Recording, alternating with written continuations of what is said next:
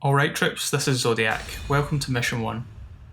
Every fight here but the boss is optional, however you're ranked on the second fight in the results screen, so I have to do it. And also the first one because hammering on Impulses is fun and only takes like 10 seconds. These guys are as easy as ever and you really can do basically anything you want and the chances of getting hit are near zero. The air is always the safest place because it's incredibly easy to stay up there and they don't have any anti-air attacks.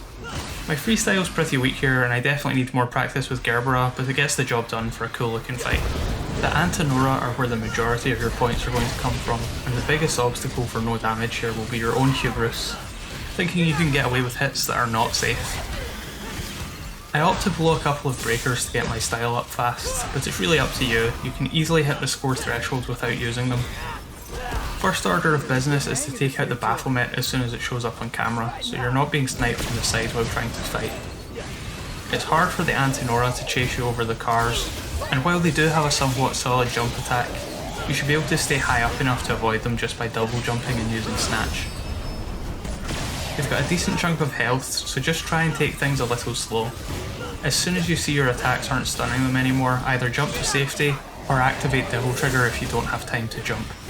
If you really want to get stylish, parrying their attacks is probably the best way to go about it, with large exceed moves such as Shuffle that have a lot of active frames being your best for hitting their weapon away before they damage you. This is something I'll probably put into use in future videos, but before that I wanted to show off the most basic possible way of fighting them that anyone can do. Anything I'm doing here that looks flashy and full of jump cancels is just flash.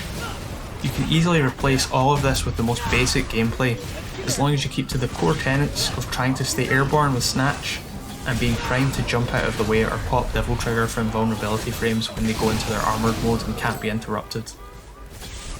You're not graded at all on the enemies before the boss, and engaging them will reduce your total style points, as per usual with these fodder fights.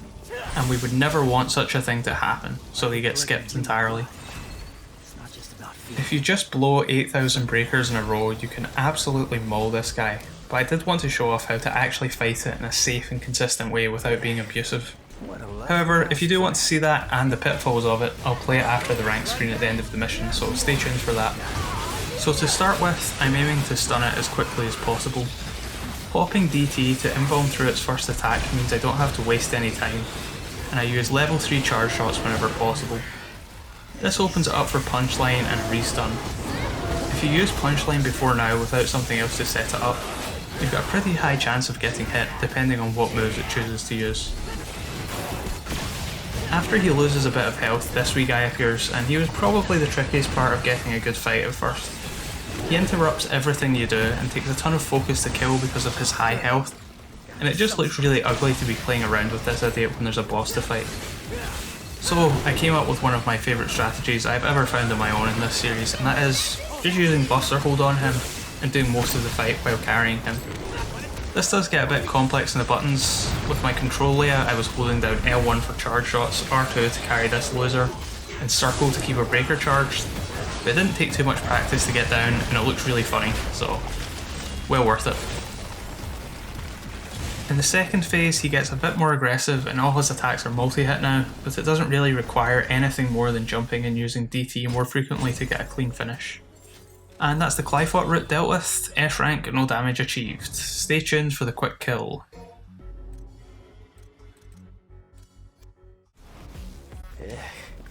What a lovely house plan. And here's the bonus footage of this guy getting mauled, and also why I didn't want to use it. Unlike Urizen, there is no strategy or challenge here, just mashing away with your favourite big attacks till his HP vanishes. If you're doing this for the cool factor, a Buster Arm is the only way I could ever justify finishing him off, but it's basically down to RNG whether you get hit or not. It would probably only take about 3 or 4 attempts to do this without getting hit, but being at the mercy of the game isn't my idea of fun. I want it to bend to my will. Thanks for watching guys, and I hope you'll join me for the next mission. See ya.